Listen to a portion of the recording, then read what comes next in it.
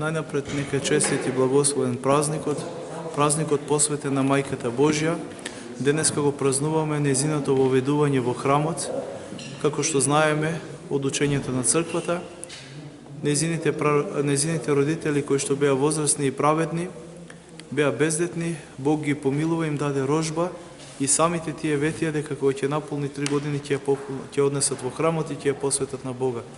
Токму тоа однесување во храмот е денешното празнување, односно нејзиното воведување во храмот Божи и по Божја промисла, влезе во најсветиот дел од храмот, во Светаја Свјатих, како предскажување дека таму ќе се смести во неа вечниот Бог и Спасителот на човечкиот род.